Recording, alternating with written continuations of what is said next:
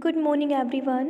Today we will continue chapter number 10 that is the banyan tree. So students इस chapter की first video मैंने आपके साथ पहले से ही शेयर कर दी है तो सबसे पहले आपको क्या करना है उस वीडियो को गो थ्रू करना है. After then you have to watch this video. Okay so now let's start.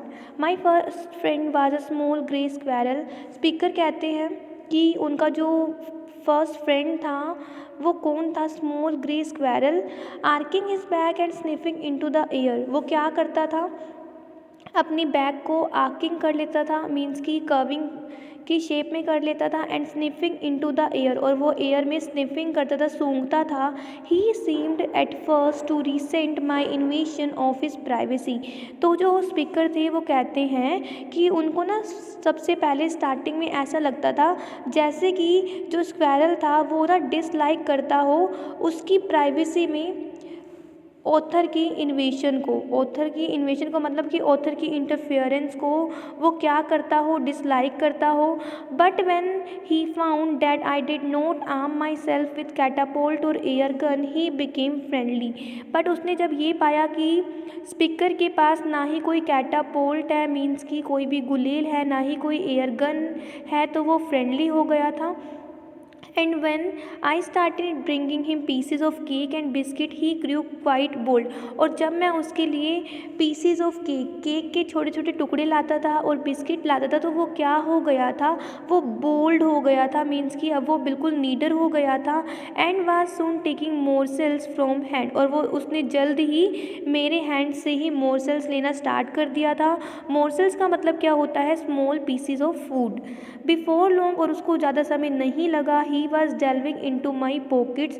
वो क्या किया करता था वो मेरी पॉकेट के अंदर चला जाता था एंड हेल्पिंग हिमसेल्फ और खुद की हेल्प किया करता था to whatever he could find जो भी उसको मिल सकता था. He was a very young squirrel. वो जो था बहुत छोटा सा यंग स्क्वैरल था and his friends and relatives probably thought शायद ऐसा सोचते थे हिम फुलिश उसको फुलिश मूर्ख एंड हेडस्ट्रॉन्ग मतलब कि जिद्दी फॉर ट्रस्टिंग अ ह्यूमन क्योंकि वो एक ह्यूमन पे ट्रस्ट करता था. इन द स्प्रिंग सीजन में when the banyan tree was full of small red figs. जब जो बनियन ट्री था वो छोटे छोटे रेड अंजीरों से भर गया था. Birds of all kinds would flock into its branches.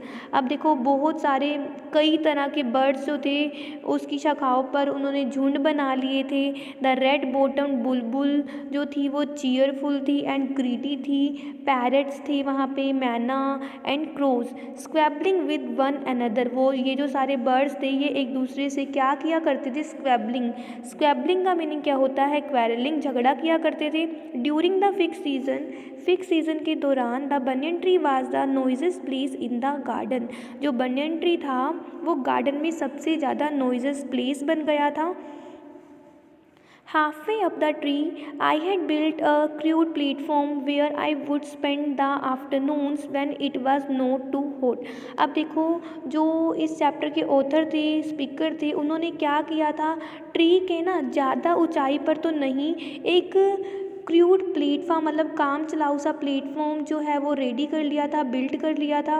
Where जहाँ पे I would spend the afternoon जहाँ पे जो स्पीकर थे वो क्या करते थे अपने दोपहर के टाइम को स्पेंड किया करते थे. Where when it was not too hot जब ज़्यादा गर्मी नहीं हुआ करती थी तब. आई कुड रीड देयर मैं वहाँ पे रीड किया करता था. अब आई जो वो किसको रेफ़र कर रहा है speaker of this chapter. Propping my self up against the tree और वो ट्री के अगेंस्ट जो है वो टेक लगा के बैठा करते थे विद द कुशन के साथ जो कि वो लिविंग रूम से लाए थे. Treasure Island Huckleberry Finn and the story of Doctor Dolittle were some of the books कुछ बुक्स थी that made up my banyan tree library जिसने मेरी बनियन ट्री को लाइब्रेरी बना दिया था. When I did not feel like reading जब उनका मन जो था वो रीडिंग करने का नहीं किया करता था. I could look down through the leaves वो जो थे लीव्स के थ्रू नीचे देखा करते थे एट द वर्ड बिलो, मतलब जो नीचे वर्ड था वहाँ पे देखा करते थे। And on one particular afternoon, अब देखो एक पर्टिकुलर आफ्टरनून के समय क्या हुआ, I had a grand straight view of that classic of the Indian Wilde's, a fight between a mongoose and a cobra. Grand stand का मीनिंग क्या होता है, a clear view from the best position, मतलब जहाँ पे वो बैठे थे वो बेस्ट पोजीशन थी और उनको एक बिल्कुल क्लियर व्यू दिखा था इंडियन वाइल्ड्स के क्लासिकल ड्रामा का, जो कि किसकी हाइट थी, a fight between a mongoose and a cobra. Now part number 2, the warm breaths of approaching summer. अब देखो समर्स की गरम गरम हवाएं जब चलती थी, हैड सेंट एवरीवन, जो वो सबको भेज दिया करती थी, इंक्लूडिंग द गार्डनर, गार्डनर को भी इनटू द हाउस, हाउस में भेज दिया करती थी। I was feeling drowsy my self, और मैं वहाँ पे बैठे बैठे मुझे बड़ी नींद सी आती थी। वंडरिंग, मैं सोच रहा था, if I should go to the pond, कि मुझे जो है पूल पे जाना चाहिए, and have a swim with Ramu and the buffaloes, और मुझे स्विमिंग करनी चाहिए रामू के साथ और बफेलोज के साथ। व्हेन आई, जब मैं ये सब कुछ सोच रहा था, व्हेन आई सा, मैंने देखा, a huge black cobra gliding out of a clump of cactus, जो कि कैक्टस के ग्रुप में से, कैक्टस के झुंड में से बाहर निकल के आ रहा था। एट द सेम टाइम, और उसी समय, a mongoose emerge from the bushes and went straight for the cobra, और उसी समय क्या हुआ, एक मंगूज जो है वो भी बुशीज से एमर्ज हुआ। एमर्ज का मतलब क्या होता है, बाहर निकला, और वो सीधा कोबरा के पास गया। In a clearing beneath the banyan tree, banyan tree के नीचे जहाँ पे बिल्कुल क्लियरिंग थी, बिल्कुल साफ जगह थी। इन ब्राइट सनशाइन, ब्राइट सी सन की शाइन थी। दे केम फेस टू फेस, वो दोनों फेस टू फेस आ गए थे, मीन्स कि एक दूसरे के सामने आ गए थे। The cobra knew only too well that the grey mongoose, अब देखो कोबरा न्यू, कोबरा जानता था, only too well that the grey mongoose की, जो ये ग्रे मंगूज था वो बहुत ज़्यादा वेल था, लाइक 3 फीट लॉन्ग, मतलब देखो वो 3 फीट, देखो बेटा वहाँ ये 3 फीट लॉन्ग था। वहाँ से सुपर फाइटर, वो सुपर फाइटर था, क्लेवर था एंड एग्रेसिव, आक्रामक था। ये सब कुछ जो था कोबरा जानता था, but the cobra too was a skilful and experience fighter, मगर जो कोबरा था वो खुद भी एक स्किलफुल एंड एक्सपीरियंस फाइटर था। He could move swiftly and strike with the speed of light, वो जो था बड़ी तेज़ी से मूव कर सकता था और लाइट की स्पीड में स्ट्राइक कर सकता था, हमला कर सकता था। And the sacs behind his long sharp fangs, अब देखो बच्चों ये क्या कह रहे हैं कि उसके जो लॉन्ग शार्प टीथ थे ना, उसके पीछे क्या था, सैक था। सैक का मीनिंग क्या होता है, a part shaped like a bag, a part shaped like a bag की तरह शेप की कोई चीज़ होती है, were full of deadly poison, जिसमें पूरी तरह से डेडली पॉइजन भरा हुआ था। It was to be a battle of champions, ये जो बैटल थी वो किसके बीच में थी, चैम्पियंस के बीच में थी।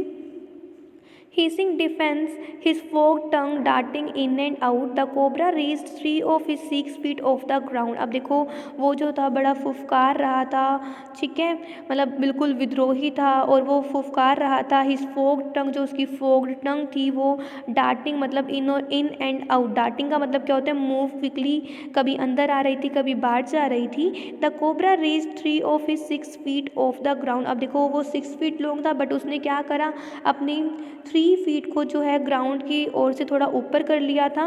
एंड स्प्रेड हिज ब्रॉड, उसने क्या करा, अपने ब्रॉड स्पेक्टिकल हुड, मतलब भव्य से चौड़े से हुड को स्प्रेड कर लिया था, फैला लिया था।